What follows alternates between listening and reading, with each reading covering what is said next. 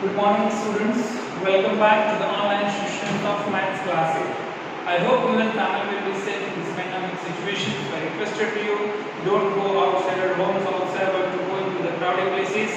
And if it should be necessary, you have to go outside your homes, use the face mask, covers, always take sanitizers with you and wash your hands in a specific time of interval up to 20 seconds. Now once again, stay home and stay safe. And the students like to discussing about the new topic of your syllabus, that is chapter number 12 is power, exponents and powers. These are the chapters that we are discussing on today. Before discussing this exponents and power, let me revise you. In the previous classes, maybe in the chapter standard 6 and 7, we were discussing about the rational numbers and their indices, power and their indices. These are the topics that we have been discussing. So first of all, in this chapter's power of exponent, we have to use different type of properties that is generally called as the properties of exponents or properties of powers, right? So we have generally discussing about the properties of powers on which we have to discussing the later on discussing of a different type of concepts. So if we have in this chapter we have to discussing about generally negative numbers of their powers, as well as we have been discussing about the properties of the powers, and we have to solve the sums according to the depends on the powers of their exponents, as well as we have the implementations that should be rationalizations of numbers, as well as the numbers that can be represented into the standard form of decimals. These are the topics that we are discussing on this lecture. But before we discussing about this chapter, we have to revise that the powers are the properties of the powers. Okay, so we generally already have to know, we look at the properties of powers, and using their properties of powers, we have to solve the following questions. Properties of powers. So if you see that, okay, powers of properties that can be simply having a specific forms, like if the two numbers are there which having a common exponent and there is a multiplication sign. So, in the first term, if the exponent will be same and power will be different and the terms is used as a part of multiplication, then always the exponent is same and power is used as a part of addition, m plus n, right? And if it should be seen like if second a of n is part of divided by a raised to n. Okay, if you see that while the formation of exponent will be same, power will be different, m and n, there is a part of division, so we have to use a raised to m minus n. In this circumstances when m greater than n, right? जब n की value n से बड़ी होगी, then you have to apply this rule a raised to m minus n. अगर आप third question लेते हैं जिससे a raised to m divided by a raised to n, इसका फॉर्मेशन बनेगा 1 upon a raised to n minus 1. कब बनेगा? जब n less than n होगा तब. जब n less than n होगा तो ये कंडीशन बनेगा, राइट? मैं यहाँ पे दूसरा ऐसा टर्म्स लेते हैं a raised to m power n. तो पावर का पावर हमेशा मल्टीप्लाई होगा a raised to m n. या फिर अगर डिवीजन है a upon b raised to m, तो दोनों का डिवीजन फॉर्मेशन यूज करेंगे a raised to m divided by b raised to m. या किसी का पावर अगर 0 है a raised to 0 हमेशा आंसर बनाएगा. किसी का पावर अगर 0 मिलता है तो वो हमेशा आंसर क्या होगा? 0 होगा. या इनवर्स मान लीजिए ऐसा लिखा मैंने a raised to minus n, तो इनवर्स का ऐसा लिख सकते हो 1 upon a raised to n. ऐसे क्वेश्चंस में आप इंप्लीमेंटेशन कर सकते हो, ठीक है? तो ऐसे जो टर्म्स होते हैं, ऐसे टर्म्स भी इजीली पावर ऑफ प्रॉपर्टीज के अंदर आप उसको इंप्लीमेंटेशन करके इजीली आप उसको डिराइव इंप्लीमेंट कर सकते हैं. तो these are the properties of power, जिसका यूज करके हमें सारे जो एक्सरसाइज होंगे, जो कैरेक्टरिस्टिक्स होंगे, जो एक्सपेंशन होंगे, वो हमें सॉल्व करना रहेगा. उसके अलावा जो आप देखते हैं कि बहुत कोई बड़ी नंबर्स है, जो बड़ा नंबर है उसको टाइम के फॉर्मेशन में, पावर ऑफ टाइम के फॉर्मेशन में एक्सपोनेंट के फॉर्म में अगर हमें लिखना है तो कैसे लिख सकते हैं? ऐसे फॉर्मेशंस में अगर लिखना है तो वैसे टर्म्स के हिसाब से मान लीजिए अगर आप इंप्लीमेंटेशन करते हैं या ऐसे नंबर लिखता हूँ 1 5, उसके पीछे 3 6 9 और 10 ऐसे जीरो मैंने लिखे हैं, ठीक है? ऐसे मैंने जीरो जो आपने इंप्लीमेंटेशन किए हैं तो अगर आप देखेंगे 15 के पीछे 10 जीरो है तो आप उसको क्या लिख सकते हैं 15 into 10 raised to 10। अगर मान लीजिए अगर मुझे एक जीरो इंक्रीज करना है तो यहाँ पे जाना पड़ेगा तो 1.5 into 10 raised to 11। ठीक है, अगर डिजिट के पीछे की तरफ अगर जीरो का फॉर्मेशन होगा तो पावर हमेशा नेगेटिव रहेगा, और डिजिट के पहले अगर कोई नंबर्स रहता है जैसे फॉर्मेशन लेते हैं यहाँ पे 0 फॉर्मेशन है 30 60 एंड 7 ऐसा मैंने लिखा है 0.0000007 ऐसा एक फॉर्मेशन मैंने लिखा है।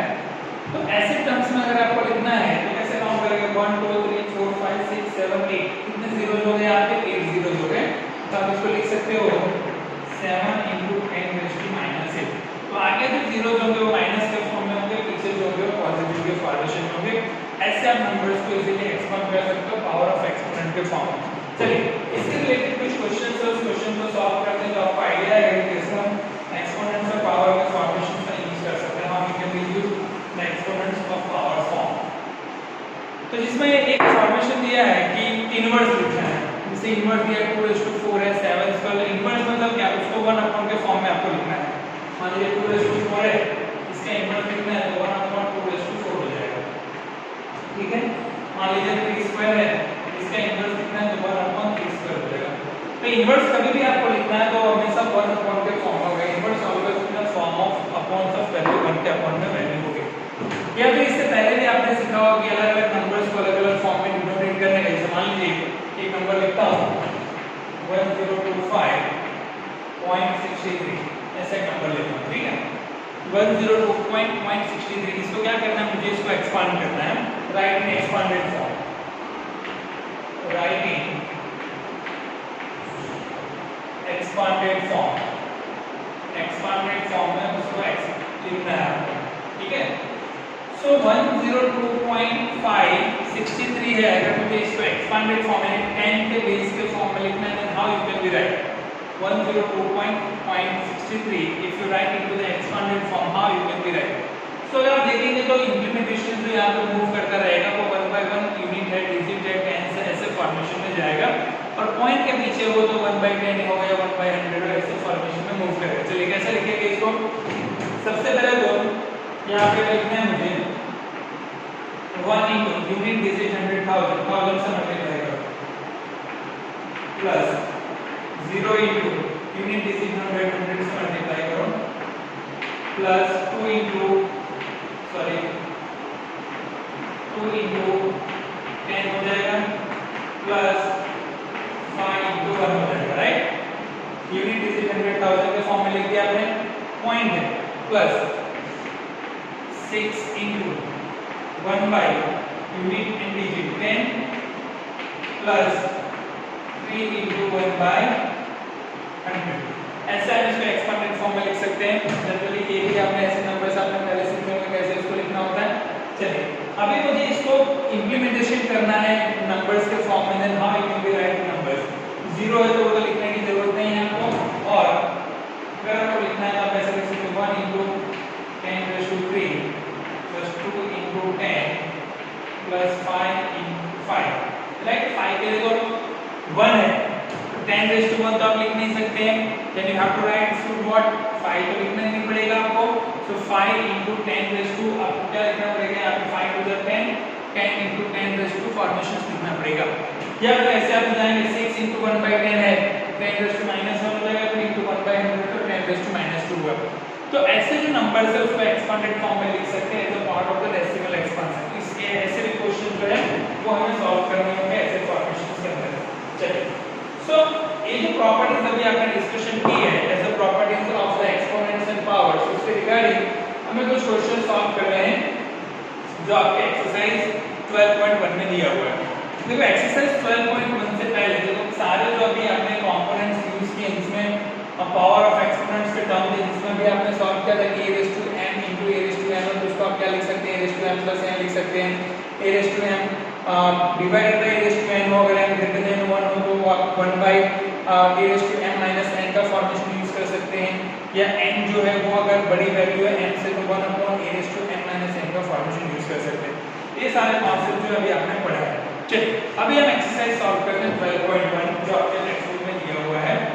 उसके अकॉर्डिंग टू हम कुछ क्वेश्चन सॉल्व करते हैं तो आपको आइडिया आएगा कैसे पावर ऑफ एक्सपोनेंट यूज करना है। तो पहला क्वेश्चन दिया है वैल्यू फाइंड करना। फर्स्ट क्वेश्चन दिया है वो ये वैल्यू फाइंड करना, फाइंड वैल्यू हमें फाइंड करनी है। देखो वैल्यूज जो हमें फाइंड करनी है वो सारे जो है वो पावर ऑफ एक्सपोनेंट्स के फॉर्म में ही हमें सॉल्व करना है। मान लीजिए दिया है 3 - 2 दिया है, ऐसा एक एग्जांपल दिया है 3 - 2, ठीक है। अब 3 - 2 अगर हमें सॉल्व करना है तो ऐसे फॉर्मेशंस के लिए हमें क्या करना पड़ेगा, 3 - 2 इसको लिखना पड़ेगा 1/3², क्योंकि माइनस में जो वैल्यू होगी वो डिनोमिनेटर में जाएगा तो प्लस में कन्वर्ट हो जाएगा। तो 1/3² का हो जाएगा 1/3/3, तो क्या हो जाएगा 1/9। 1/9 है तो उसका 9 इनवर्स भी लिख सकते हैं, ऐसे 9 - 1 भी आप लिख सकते हैं, राइट। 1/9 पर 9 - 1 के फॉर्म में भी आप लिख सकते हैं। चलिए दूसरा क्वेश्चन लेते हैं 1/2 और -5 लेते हैं उसका पावर। दूसरा क्वेश्चन जो है लेते हैं 1/2, उसका पावर लेते हैं -5, ठीक है।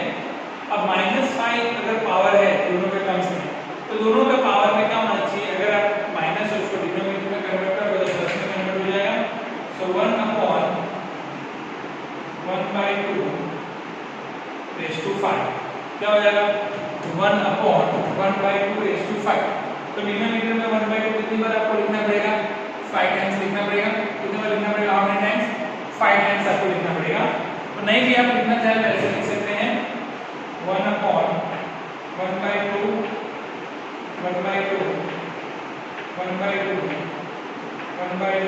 into 1/2, right? 1 2 3 4 5 टाइम्स लिख दिया आपने।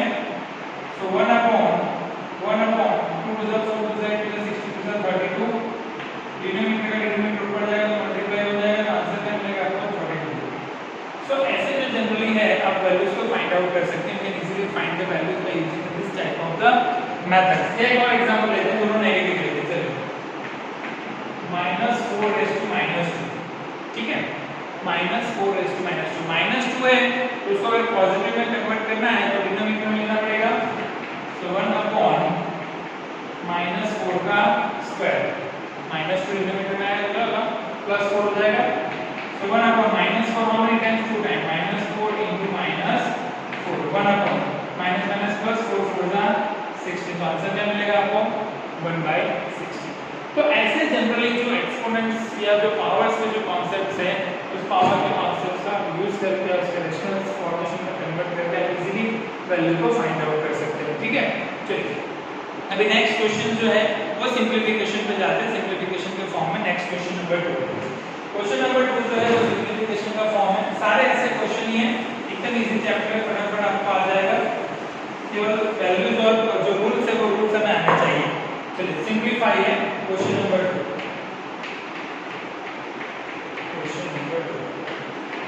Question number 2 is based on to the topic that is called simplify. अभी सिंप्लीफाई में जो अभी आपने प्रॉपर्टीज यूज की है, जो प्रॉपर्टीज आपने पढ़ा है पावर प्रॉपर्टीज, तो वही पावर और प्रॉपर्टीज का यूज हमें करना है। उससे रिलेटेड ये क्वेश्चन जो है हमें सॉल्व करने हैं। उसमें क्वेश्चन दिया -4/3 डिवाइडेड बाय -4/8, ऐसा क्वेश्चन दिया है।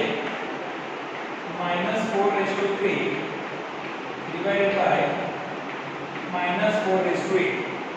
देखिए अभी मैंने आपको पहले ही कहा है कि आप अगर इंप्लीमेंटेशन करेंगे यहाँ पे जब आप इसको सॉल्व करेंगे तो जो 3 है वो 3 a/n डिवाइडेड बाय a/n, आगे एक फॉर्मूला मैंने आपको बताया था। तो इसमें 3 स्मॉलर है 8 ग्रेटर है, यानी m जो है वो n से छोटी है, यानी कि 1/2 फॉर्मेशन आपको यूज करना पड़ेगा। या दूसरे फॉर्मेशंस में अगर आप उसको इंप्लीमेंटेशन करते हैं या दूसरे टर्म्स में आप उसको यूज करते हैं तो 1/, इसको ऐसा लिख सकते हो आप, डिवाइड करके -4, पावर डिवीजन है तो 3 - 8 कर दो, 3 - 8 क्या हो जाएगा -4/3 3 - 8 क्या होगा -5 होगा, इसको आप ऐसे लिखोगे -1 4/5, आप इसको ऐसे लिख सकते हो 1/-4/5, क्योंकि माइनस को डिनोमिनेटर में जाएगा तो क्या हो जाएगा प्लस हो जाएगा, क्योंकि जो फार्मूला है आपके पास वो फार्मूला भी आपको मैंने आगे लिखवाया था a/n divided by a/n always a/n-n। चलिए दूसरा जो कॉन्सेप्ट है वो है आपका 1/2³ का स्क्वायर, ऐसा क्वेश्चन दिया है 1/2³ का स्क्वायर, इसको सॉल्व करते हैं। Second question 1 upon 2 raise to 3 its square। ऐसा क्वेश्चन दिया second question 1 upon 2 raise to 3 its square। अब इस क्वेश्चन को अगर मुझे इंप्लीमेंटेशन करना और उसको कन्वर्ट करना है then how we can be convert. तो 2 रेज टू 3 पावर का पावर हमेशा क्या होता है, वो टर्म्स आगे हमने सीखा था, मल्टीप्लाई होता है। तो ऐसे लिखेंगे 1 square upon 2 raise to 3 into square। So 1 square is 1, 2 into 3 raised to 2, ठीक है, 2 से मल्टीप्लाई 1 upon 2 raised to 6 क्या मिलेगा 1 upon 2 raised to 6। तो जनरली जब भी आप सिंपलीफिकेशन करें तो ऐसे टर्म्स का ध्यान रखें, ठीक है। चलिए अभी थोड़े से डिफिकल्ट क्वेश्चंस लेते हैं ताकि कैसे सॉल्व करना आपको वन बाय वन आइडिया आएगा। सारे में फटाफट सॉल्व करता हूं ताकि एकदम इजी केवल टर्म्स ही हमें बैलेंस करना, टर्म्स बैलेंस करके हमें उसको सॉल्व करना है। चलिए एक क्वेश्चन लेता हूं जिसमें माइनस की भी वैल्यू हो और प्लस की भी वैल्यू हो। जैसे एग्जांपल लेते हैं बराबर -3 raise to 4 into 5/3 raise to 4 ऐसा लेते हैं। -3 raise to 4 into 5/3 raise to 4 ऐसा क्वेश्चन को अप्लाई करते हैं। अब ऐसे क्वेश्चंस की इंप्लीमेंटेशंस के लिए क्या करना पड़ेगा, अभी 5/3 है तो उसका भी पावर 4 होगा और 3 का भी पावर क्या होगा 4 होगा। सिंपल टर्म्स में अगर आप समझे तो जैसे हम लिखते हैं -3 raise to 4 into 5 raise to 4 upon 3 raise to 4 लिख दिया। इसका भी पावर 4 होगा, इसका भी पावर 4 होगा। माइनस इसको कॉमन लेते हैं -1 into 3 रेज़ टू 4 -1 को 3 रेज़ टू 4 से मल्टीप्लाई करो तो वही वैल्यू मिलेगी into 5 raise to 4 upon 3 raise to 4 का एलिमेंट हो गया। -1 into 5 रेज़ टू 4 क्या मिलेगा -5 रेज़ टू 4। आंसर क्या मिलेगा आपको -5 रेज़ टू 4। तो -5 रेज़ टू 4 का सॉल्यूशन बनेगा। यहाँ पे अगर आप देखेंगे तो ऐसे टर्म्स के हिसाब से सॉरी -1 का भी पावर 4 रहेगा, वो रहेगा लिखना यहाँ मैं भूल गया हूँ into -1 रेज़ टू 4। -1 का पावर 4 तो पॉजिटिव हो जाएगा तो 5 रेज़ टू 4 into 1 आंसर आपको मिलेगा 5 रेज़ टू 4। क्योंकि अगर नेगेटिव का पावर अगर इवन है तो हमेशा आंसर जो होगा वो पॉजिटिव के अंदर ही रेप्लिकेट करेगा। तो ऐसे जो है पावर ऑफ एक्सपोनेंट्स या जिसका भी आप यूज करके उसको सॉल्व कर सकते हैं। चलिए एक दूसरा क्वेश्चन लेते हैं जिसमें दो अलग अलग वैल्यूज को एक ही साथ इंप्लीमेंटेशन करते हैं ना और उसको मल्टीप्लाई करते हैं स्पेसिफिक वैल्यूज के साथ। जैसे यहाँ पे क्वेश्चन लेता हूँ next 3 raise to -7 divided by 3 raise to -7 divided by 3 raise to -10, ठीक है। और उसको मल्टीप्लाई करते हैं 3 रेज़ टू -5 के साथ। 3 raise to -7 divided by 3 raise to -10 into 3 raise to -5। अब यहाँ पे डिवीजन का टर्म है, डिवीजन का टर्म है तो क्या होना चाहिए माइनस होना चाहिए। हम लिखेंगे 3 raise to -7 minus next value minus है तो माइनस माइनस हो जाएगा +10। तो क्या आपको फार्मूला पता है a raise to n minus a raise to n का बनता है जब वो डिवीजन का फॉर्म होता है तब into 3 raise to 5 -5 sorry 3 raise to -5। So therefore 3 raise to -7 into 10 3 raise to 3 into 3 raise to -5 दोनों का एडिशन करना पड़ेगा। 3 रेज़ टू 3 -5 आंसर मिलेगा 3 रेज़ टू -2। आंसर क्या मिलेगा आपको 3 रेज़ टू -2। तो 3 रेज़ टू -2 अगर आप उसको डिनोमिनेटर के फॉर्म में लिखेंगे तो क्या हो जाएगा 1 upon 3 स्क्वायर। 1 upon 3 स्क्वायर को आप लिखेंगे 1/9 भी आप लिख सकते हो। तो जनरल सर्कमस्टेंसेस में अगर हमें सिंपलीफिकेशन करना है किसी भी वैल्यूज का तो जो पावर और एक्सपोनेंट्स का जो रूल्स है उस रूल्स के अकॉर्डिंग ही आप इस वैल्यूज को फाइंड आउट करके उसको सॉल्व कर सकते हो। क्लियर हो गया। चलिए थर्ड क्वेश्चन में हम इसी पे जाते हैं, वैल्यूज फाइंड करने के। थोड़े से डिफिकल्ट क्वेश्चंस आएंगे वन बाय वन, आपको सॉल्व करना है उसी के पैटर्न्स के हिसाब से। क्वेश्चन नंबर 3 जो है वो सिंपलीफिकेशन के फॉर्म्स में जाते हैं। तो सारे क्वेश्चंस हम नहीं सॉल्व करेंगे, जो जो ऐसा है उसके रिलेटेड क्वेश्चंस को सॉल्व करेंगे। Question number 3 find value find करने का क्वेश्चन को इंप्लीमेंट करते हैं। So in question number 3 we have to find the value और वैल्यू अगर फाइंड आउट करना है तो उसमें अलग अलग तरीके के नंबर दिए, इसमें दिया 3 रेज़ टू 0 into 4 रेज़ प्लस 4 रेज़ टू -1 और उसको मल्टीप्लाई किया 2 रेज़ टू 5 के साथ। एक वैल्यू दी है आपको ऐसा first one 3 raise to 0 plus 4 raise to minus 1, ठीक है, 3 raise to 0 into 4 raise to minus 1 into 2 raise to 2 ऐसा लिख देते हैं। जो भी क्वेश्चन दिया हुआ आपको आइडिया नहीं होता, पर ऐसे क्वेश्चन जो है वो इंप्लीमेंटेशन में आपको सॉल्व करना है, that is a part of 2 raise to 2। अब ऐसे क्वेश्चन जो हमें सॉल्व करने हैं तो सबसे पहले तो क्या करना पड़ेगा, what we have to be doing है, यहाँ पे -4 रेस टू माइनस 1 दिया है, प्लस की साइन वहाँ पे, तो किसी का भी पावर अगर 0 कर दो आप 3 रेस टू 0, किसी का भी पावर 0 करोगे तो आंसर क्या होगा, 1 होगा। इसी का power 0, that should be 1 plus 4 raise to minus 1 तो आप लिखोगे 1/4, क्या लिखोगे 1/4, इधर लिखोगे 2 रेस टू 2, 1/4, इधर क्या लिखोगे 2 रेस टू 2 लिखोगे। अभी क्या करेंगे, यहाँ पे इस जो टर्म्स जो हमारा है उसका एलसीएम लेना पड़ेगा आपको, क्या लेना पड़ेगा एलसीएम, तो 4 1 जा 4 प्लस 1 क्या हो जाएगा 5/4 इंटू 2 रेस टू 2 क्या होगा 4 होगा, 4 और 4 कैंसिल होगा तो आंसर आपको मिलेगा 5, आंसर क्या मिलेगा आपको 5 मिलेगा। तो जो फर्स्ट क्वेश्चन जो है आपका एक्सरसाइज 7.12.1 में थर्ड का उसका आंसर मिलेगा आपको 5। चलिए सेकंड क्वेश्चन देखिए, जो क्वेश्चंस होंगे उसको सिंपलीफिकेशन इसी फॉर्म में आपको करना है।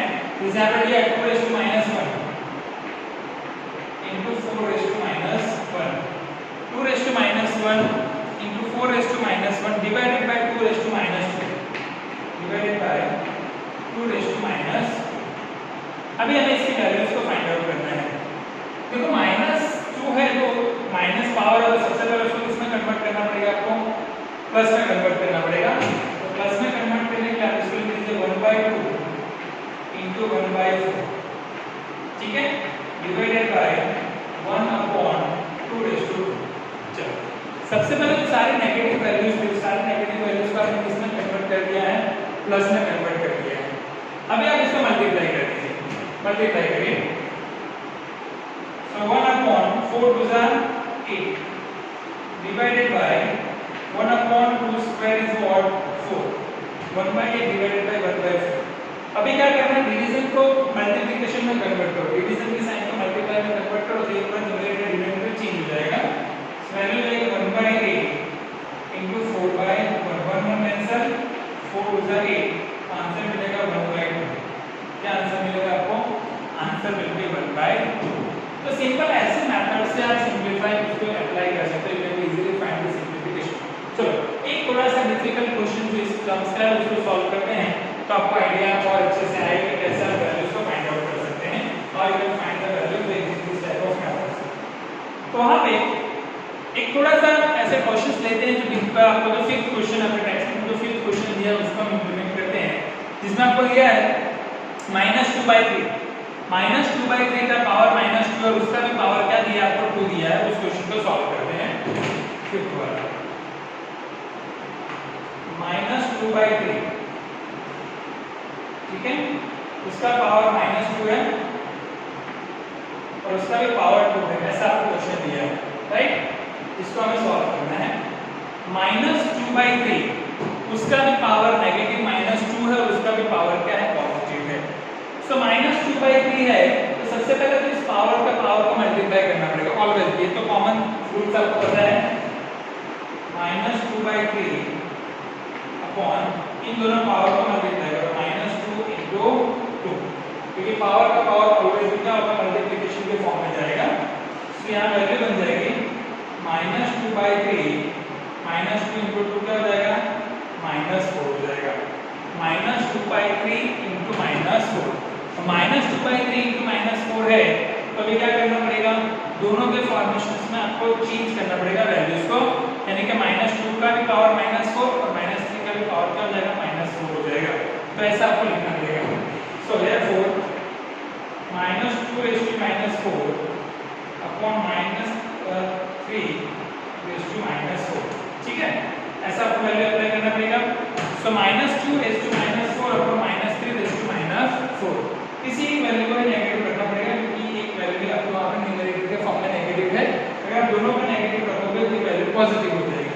चलो मैंने ऐसा किया, अब मुझे नेगेटिव को पॉजिटिव में कन्वर्ट करना है, इस पावर को मुझे पॉजिटिव में कन्वर्ट करना है तो चेंज करना पड़ेगा पूरा वैल्यू। तो हमें लिखना पड़ेगा 3 raised to 4 upon -2 raised to 4, ठीक है।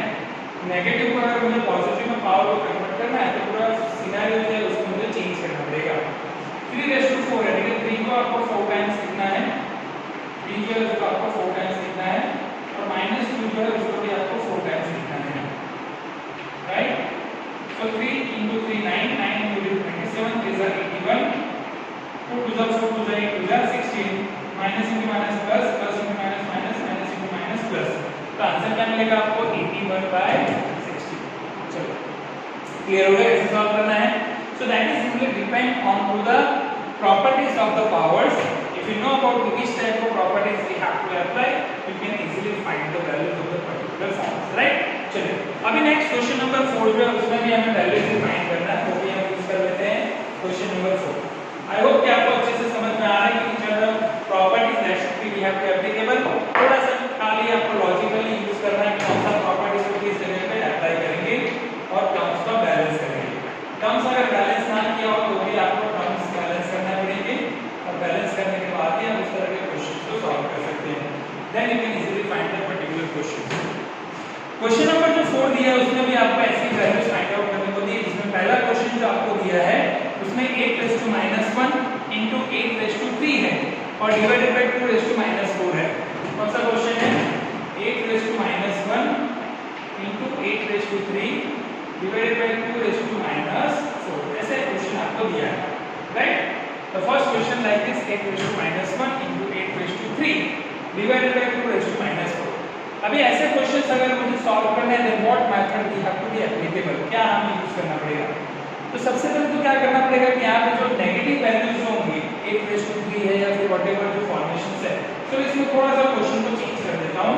8 और 8 दोनों सेम है तो आपको इजी हो जाएगा, तो मैं यहाँ पे 5 कर देता हूँ, थोड़ा सा डिफरेंट क्वेश्चन ले लेता हूँ तो थोड़ा आइडिया आएगा कि कैसे सॉल्व करना है, ठीक है। अभी हमारे पास 8 raised to -1 है into 5 raised to 3 है डिवाइडेड बाय 2 raised to -4 है। तो मैं क्या करूंगा, सबसे पहले तो जो पावर्स नेगेटिव है उस नेगेटिव पावर्स को पॉजिटिव में कन्वर्ट करूंगा। पावर ऑफ नेगेटिव टर्म्स जो दिए हैं उस नेगेटिव टर्म्स को पॉजिटिव में कन्वर्ट कर दो। तो 8 raised to -1 को डिनोमिनेटर में ले लो, 2 raised to -4 को ऊपर ले लो, 2 raised to 4 into 5 raised to 3 upon 8, ठीक है, ऐसा हो जाएगा 2 raised to 4 into 5 raised to 3 upon 8। अब 8 को भी आप क्या लिख सकते हो, 2 raised to 3 लिख सकते हो, 2 raised to 4 into 5 raised to 3, 8 को आप लिख सकते हो 2 raised to 3, ठीक है। अब ये दोनों नंबर डिवीजन में है, 4 - 3 करोगे तो क्या हो जाएगा, 1 हो जाएगा। तो आप ऐसे लिख सकते हो 2 raised to 4 - 3, क्योंकि दोनों का बेस सेम है, डिवीजन है, into 5 raised to 3, ठीक है। So 2 raised to 1 into 5 raised to 3 कितना होगा, 125 होगा, 125 into 2 कितना होगा, 250 होगा। तो आंसर इसका कितना मिलेगा आपको, 250 मिलेगा। तो देखिए जनरली हमें जो भी कॉन्सेप्ट्स फाइंड करना है, कॉन्सेप्ट्स के अकॉर्डिंग टू कौन सा नंबर्स है और कौन से नंबर्स को किस नंबर से बैलेंस करना है वो आपको पता होना चाहिए, और उस बैलेंस करने के बाद ही आप उस नंबर को इजीली उस फॉर्म में कन्वर्ट कर सकते हो। अगर 8 और 2 है तो आपको 8 को 2 के फॉर्म में कन्वर्ट करना पड़ेगा, तभी आप उसको इजीली बैलेंस कर सकते हो, ठीक है। समझना है कैसे सॉल्व करना है। चलिए अभी एक और क्वेश्चन ले लेता हूँ तो थोड़ा सा आपको और क्लियर होगा।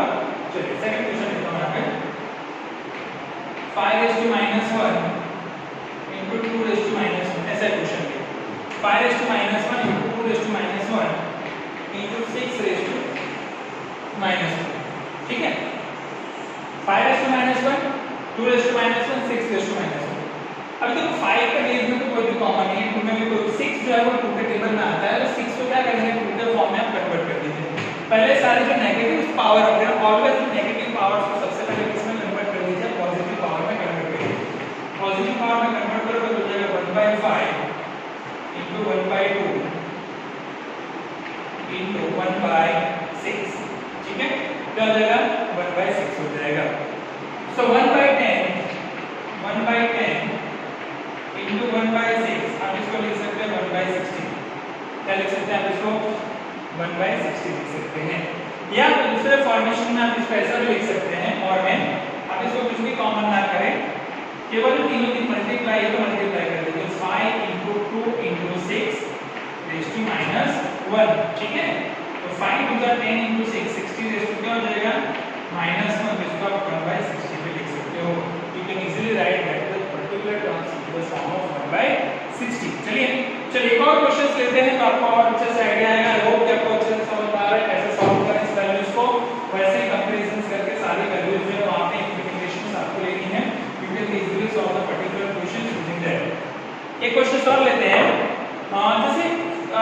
वैल्यूज अगर फाइंड करने को दिया जैसे 5m is divided by 5 - 3 and is equal to 5:3 तो m की वैल्यू क्या होगी वो हमें फाइंड आउट करना है। चलिए ऐसा एग्जांपल लेते हैं। सो अभी यहाँ पे ऐसे टर्म्स में हमें जो सॉल्यूशंस जो होते हैं वो सॉल्यूशन के अकॉर्डिंग टू हमें यहाँ पे अप्लाई करना होगा। जैसे क्वेश्चन लेता हूँ, question number 5, right? Question number 5 and here if 5:m divided by 5:-3 is equal to 5:5, then what is the value of m? m की वैल्यू क्या होगी आपको फाइंड करनी है। if 5:m is divided by 5:-3 is equal to 5:5 तो m की value क्या होगी वो आपको फाइंड आउट करनी है। अभी डिवीजन है तो क्या करना पड़ेगा आपको? डिवीजन है तो पावर क्या करना पड़ेगा? माइनस करना पड़ेगा। सो दैट दोनों का बेस सेम है तो 5:m माइनस डिवीजन है या माइनस है तो हो जाएगा -3 इज इक्वल टू 5:5। 5 और 5 बेस सेम है तो एलिमिनेट कर दो, यहाँ रहेगा m minus plus 3 is equal to 5। So m is equal to 5 plus 3 को ऐसे हट तो माइनस हो जाएगा तो m की वैल्यू क्या मिलेगी आपको 2। then what we get m is equal to 2। तो m is equal to 2 you can easily find, ऐसे कंपैरिजन करके आप इसकी वैल्यूज को फाइंड आउट कर सकते हैं। समझ में आ रहा है? एकदम इजी कॉन्सेप्ट, इसी कॉन्सेप्ट के थ्रू आपको सॉल्व करने रहेंगे सारे कॉन्सेप्ट को, ठीक है? सो आज बस इतना ही रखते हैं कि आई होप कि today session what we discussing about the exponent powers, what are the properties of powers, how we can be convert the number into the exponent form as a base of 10 and how we can find the values and the simplifications of the particular numbers which should be available in the particular form. So students, once again keep revising, updating our knowledge using different mediums of the digital mediums as well as use the textbook or whatever the syllabus you have been, just solve the questions according to this. We have been discussing the ahead of topics like next exercise in the next chapters. We'll discussing this form of tomorrow. Once again, stay home, stay safe, take care and keep revising, keep updating on this type of knowledge. Students, take care and bye.